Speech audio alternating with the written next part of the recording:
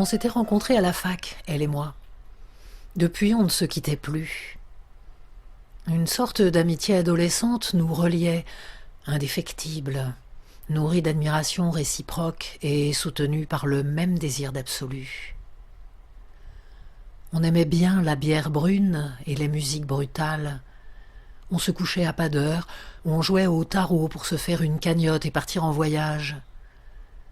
On était délurés, elle et moi. On fonçait, tête baissée, comme un besoin de tester la matière en direct pour sentir la vie nous traverser, respirer long, éprouver le sentiment d'être au monde, de posséder la jeunesse et toute la terre avec.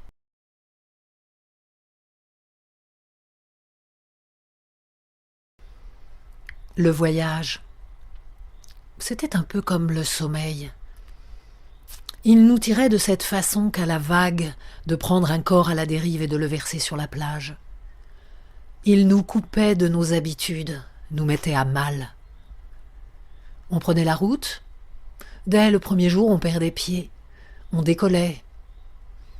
En nous rôdaient des musiques pleines d'espoir et de rage, et même courbés sous les bourrasques de pluie, égarés au bord d'une autoroute ou réfugiés dans une cave d'immeuble, une seule intention nous guidait, celle d'atteindre ce point gratté sur la carte, et puis cet autre point, et circulant à travers de vastes territoires, de croiser des gens, des hommes surtout, d'accumuler des expériences sensuelles qui transformeraient le cours de notre toute jeune vie.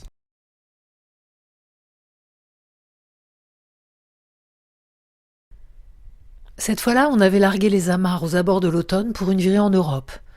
J'avais l'ongle du gros orteil gauche arraché, un accident de sport, et on m'avait cousu l'ongle mort pour guider la repousse du nouveau. Ça finirait par me faire un mal de chien à cause de l'infection qui s'attaquerait au point de suture, mais ça, ce serait pour plus tard. En ces jours où le voyage commençait, l'espace contenu dans nos yeux ressemblait à une plaine vierge, sans fin. Nuages en course accentuant les reliefs de la terre. Beaux nuages vaporeux comme on n'en avait jamais vu, elle et moi. On avait mis le cap sur la vallée du Rhin, puis la mer du Nord, Berlin, Munich, les lacs turquoises alimentés par les eaux de montagne. Il suffisait de tendre le pouce, toujours un type qui freinait mettait la marche arrière pour venir nous cueillir. L'une montait devant, l'autre derrière. On parlait plusieurs langues, on se débrouillait, on se moquait des guerres et des maladies.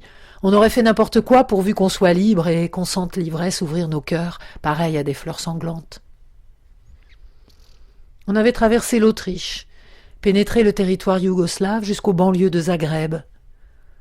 Dans mon souvenir, une ville étrange et déprimante.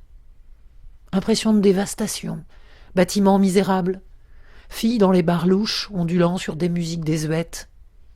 L'impression d'avoir reculé d'une part de siècle.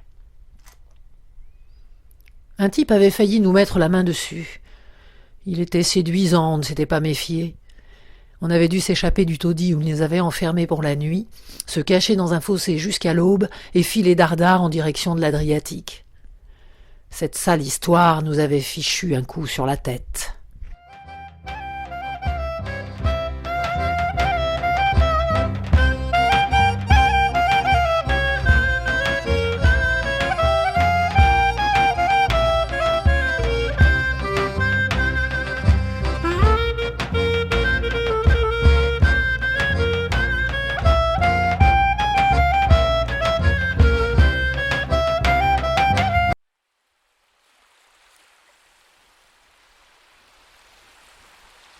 L'épisode du proxénète nous avait mis du plomb dans l'aile, même si on riait à évoquer notre évasion rocambolesque. Un séjour en bord de mer nous réconforterait avant de gagner la Vénétie. On nous avait parlé d'Opatia, station balnéaire en vogue au XIXe et prisée par l'aristocratie autrichienne. Comme on transportait avec nous le nécessaire pour dormir, on s'était établi près de la corniche dans un camping bon marché, avec l'intention de refaire notre capitale confiance. Le temps était somptueux. La baie scintillait sous un soleil seul à investir le ciel. Parfois, une fine barre de nuages au-dessus des îles, très loin, révélant la présence des terres d'Occident. Pour la baignade, j'enfermais mon pied blessé dans un sac en plastique. Un matin, le placier nous avait réveillés, tentant de nous faire comprendre qu'il fallait libérer la place. On avait usé de nos charmes pour obtenir une prolongation de séjour, suite à quoi on avait vu débarquer d'innombrables caravanes de motards venus de tous les coins d'Europe. Sans le savoir, nous les deux, on avait élu domicile au cœur d'un circuit dédié au sport mécanique où se dérouleraient les jours suivants des courses, comptant pour le championnat du monde de vitesse.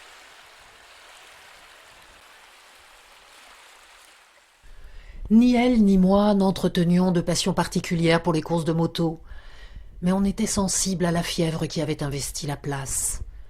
Le camping devenu véritable ruche, chaque équipe affairée a installé son atelier mécano autour de camions, estampillés Bultaco ou Yamaha, dont les portes coulissées révélaient les bêtes, les monstres, mécaniques superbes et colorées, prêtes à enfiler les 14 virages de la corniche.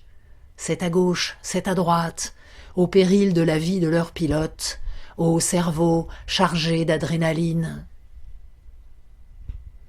Nos proches voisins venaient de Copenhague.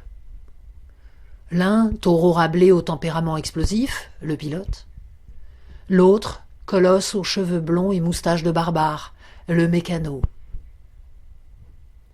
C'est le pilote qui avait eu ma préférence. Il s'appelait Elias et fumait des Marlboro. Tout le monde fumait des Marlboro.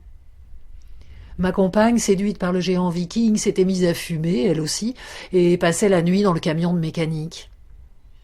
On arborait fièrement le passe du circuit autour du cou, et on s'instruisait sur les différentes cylindrées, sur la façon d'aborder les virages en épingle.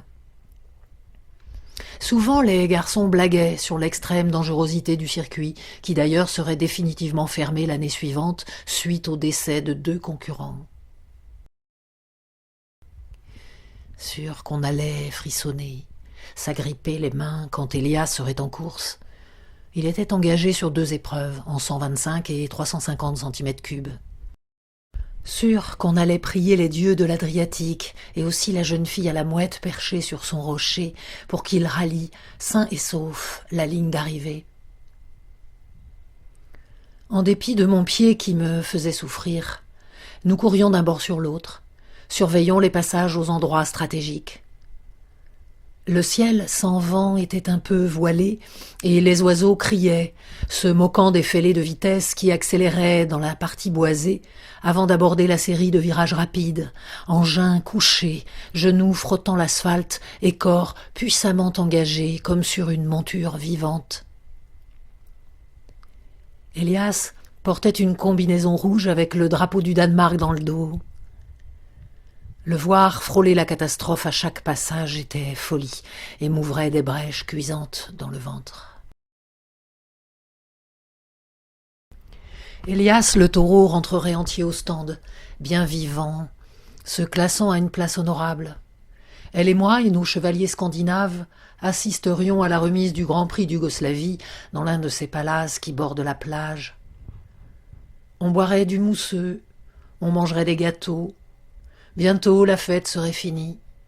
Les motos seraient bichonnées, attachées dans leur stalles, on allumerait une dernière Marlboro, on aurait dans le cœur une matière prête à s'épancher, fluide et ardente par les canaux du corps et de l'esprit. Chacun s'en rendrait compte, mais nul ne se laisserait aller à en parler, ni à pleurer. Rideau, fin de partie.